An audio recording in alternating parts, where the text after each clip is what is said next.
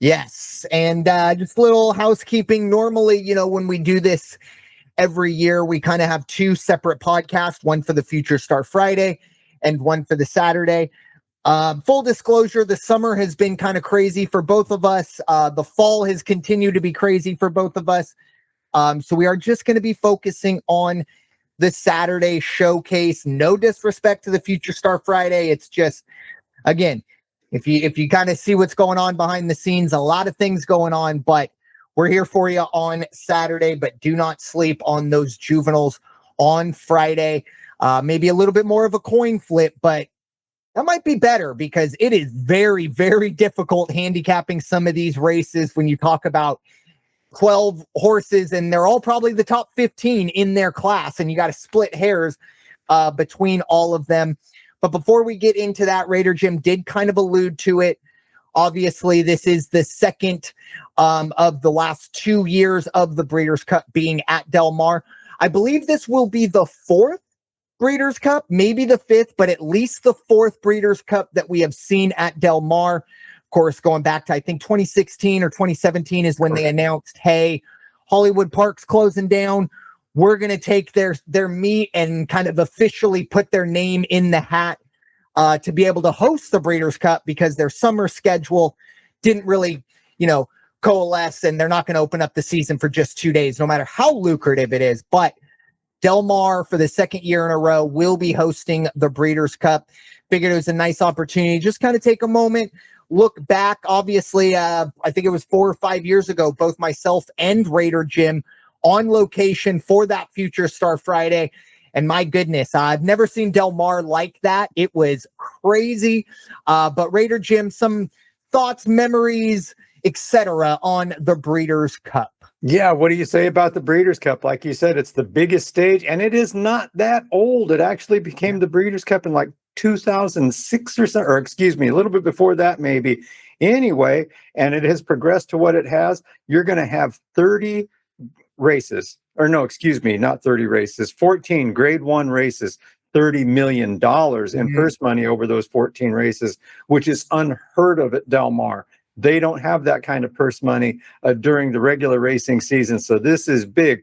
What else is going to be there? Mike Smith is going to be riding this weekend. Mike Smith, the most winning active jockey of the Breeders' Cup with 27 wins under his belt. Congratulations to Mike for being at the top.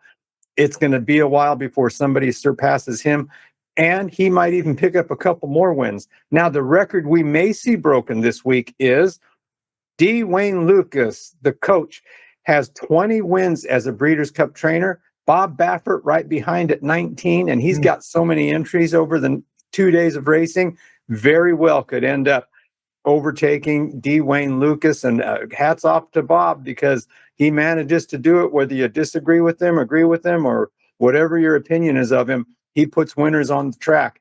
And then what else has happened?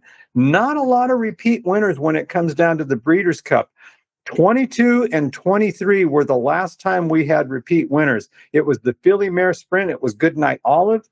In the sprint, it was Elite Power. And of course, one of the most endearing horses to the racing community, the Dirt Mile, 2022, 2023, won by Cody's Wish.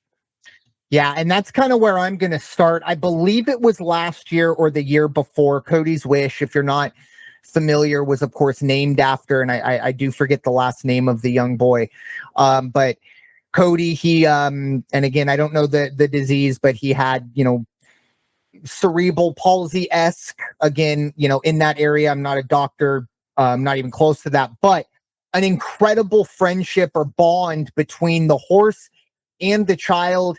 And again, I'm kind of getting a little choked up thinking about it, but whether it was last year or the year before, after Cody's Wish went out and ran, we did hear the unfortunate news that the young Cody, the young boy, did unfortunately pass.